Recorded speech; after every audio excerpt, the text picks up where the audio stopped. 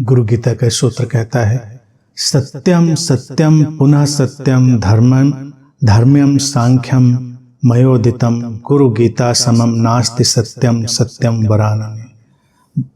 भगवान शिव पार्वती से कहते हैं, हे वरानने सुंदर मुख वाली, ये मेरे द्वारा प्रकाशित धर्म युक्त ज्ञान है, ये सत्य है और पूर्ण सत्य है कि गुरु गीता के समान अन्य कुछ भी नहीं है। गुरु गीता में सुंदर वचन है, लेकिन फिर यहाँ पर जो ये सत्य है, यही सत्य है, इसमें कोई संशय नहीं है, पूर्ण सत्य है, इसको जो बार बार दोहराया गया है, ये किंचित लिखने वाले के भय को और उसके किसी अलग मानसिक धरातल को प्रदर्शित करता है कि वो चाहता है कि जो कहा गया है सब मान लिया जाए, क्योंकि इसमें बहुत सारी ऐसी बातें आई हैं जो अंधविश्वास को बढ़ाने वाली, लोगों को भटकाने वाली भी हैं। उनको सीधे सीधे हमने रख ही दिया है पहले।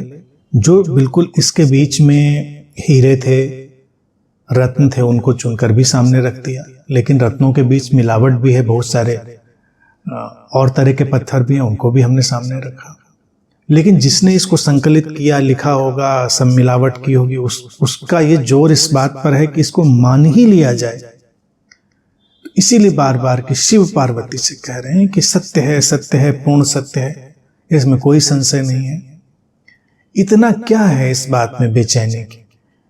जो सत्य है वो सत्य है, उसको किसी आधार की जरूरत नहीं है, किसी आधार की आवश्यकता नहीं है, और मनवाने की किसी को बाध्यता भी नहीं है।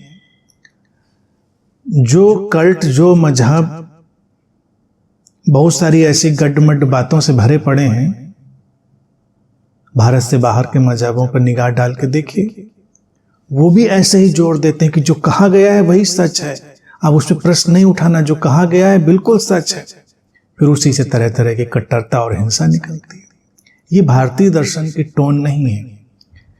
यहां पर तो बस सीधे सीधे बात कह दी जाती है, और जिसको हम कहते हैं कि सत्य को किसी प्रमाण की क्या आवश्यकता है, वो स्वयं प्रमाण है, स्वयं प्रमाणित है, वो अपने आप अपना रास्ता बनाता है।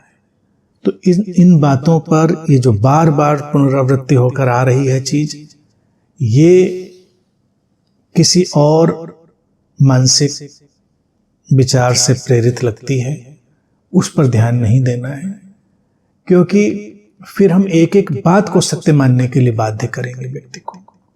ऐसा नहीं करना है। बुद्ध ने भी जब अपनी बातें रखी तो उन्होंने क्या कहा? इसीलिए मैं कहता हूं कि वो धर्म जगत के वैज्ञानिक हैं, बहुत बड़े वैज्ञानिक। वो ये भाषा ही नहीं उपयोग करते कि जो मैंने कहा है वो धर्मयुक्त ज्ञान है, सत्य है, उसको मान ही लो। वो कहते हैं विचार करो, मनन करो, सही लगे तो मानो, मेरी ही नहीं किसी की बात, उस पर प्रयोग करो, उस रास्ते पर चलकर देखो, ठीक लगे स्वीकार करो, ठीक न लगे अस्वीकार करो, छोड़ दो। खोजो, किसी की बात को यूं ही मत मानो, उसके लिए तैयारी करो, प्रयास करो, श्रम करो, प्रयोग करो और अपने सत्य का अनुसंधान करो। मानने की आवश्यकता ही नहीं है। तो ये बात धर्म सम्मत है। धर्म कभी भी मानने के लिए किसी को बाध्य नहीं करता, वो हमेशा जानने की ओर प्रेरित करता है, उधर ही इशारे करता है। तो इन बातों को भी ध्यान में जरूर रखना है।